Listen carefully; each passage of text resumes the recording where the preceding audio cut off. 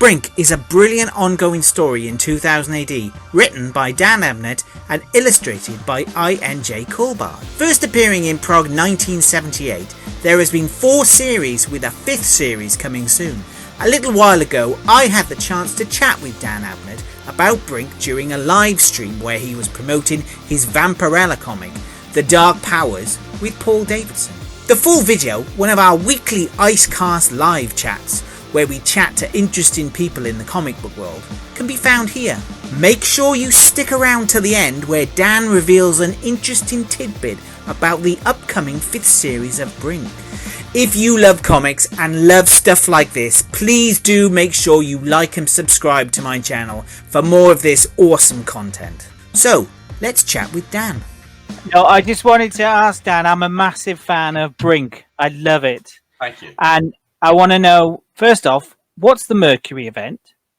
Are we going to find out about the Mercury event? Because you teased that like Yes. 5 years ago and then nothing. It's so frustrating. That's a good question for also, you.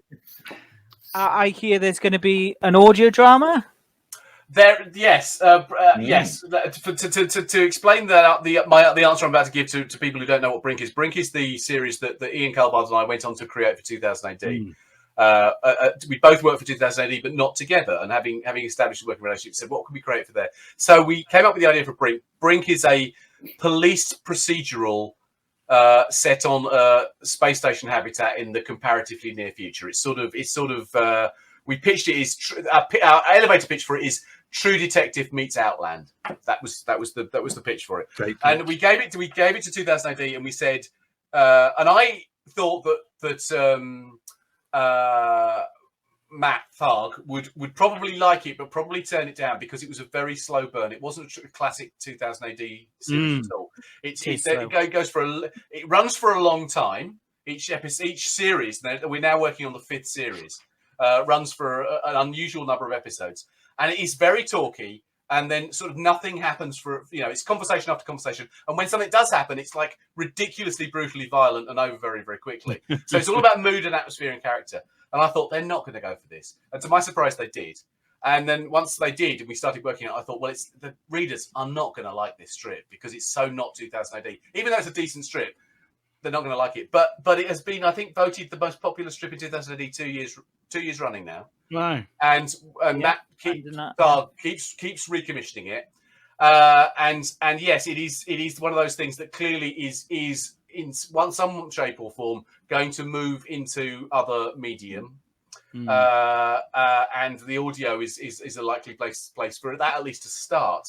I think it would lend itself to that. But the Mercury. Yes, these things will be addressed. The Mercury event is something that happens during the first book, where basically Mercury, the planet Mercury, disappears, and then coming back to that, the people start going, the premise of BRINK is that the Earth has died and is no longer capable of supporting life. So the whole human race has essentially emigrated to artificial habitats and space stations and are living on what's called the brink, i.e. the brink of existence. Everything's claustrophobic. It's incredibly claustrophobic.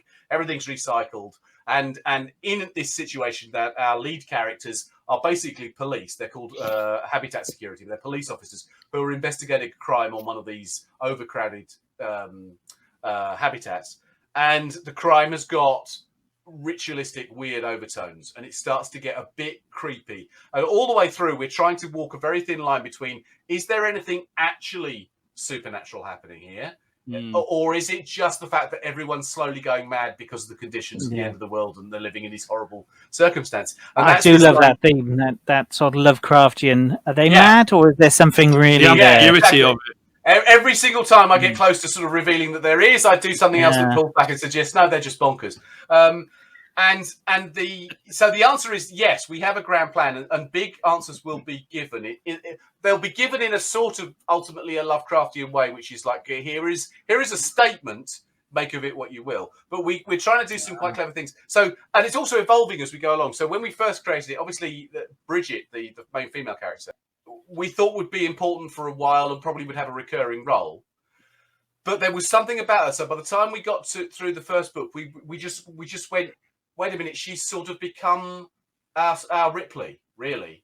And so we adjusted so each book has got a different theme and a different so there's one I kid you not that is sort of upstairs downstairs in space. It's Downton Abbey in space. It's about very rich and very poor people living in this habitat community where some people are sort of below stairs and serving the people above, and so there's all sorts of things like that.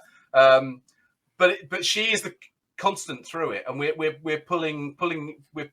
playing with that. And she, considering she doesn't say very much and she is not an expressive person, she's just developed this personality which means that she's almost irresistible to us as creators, that she's kind of got this kind of inner strength that is really, really great. But we're working at the moment on book 5, which will appear next year in 2000 AD, and book 5 slightly, in a good way, fucks around with the format of what we've done so far, in as much as we actually vary our viewpoint and we show something from a different angle for effect. I'm saying no more than that because I don't want to spoil it. But each series we've done so far has got its own title, Skeleton Life, and so on. And book 5, which will come out next year, is actually called Mercury Retrograde.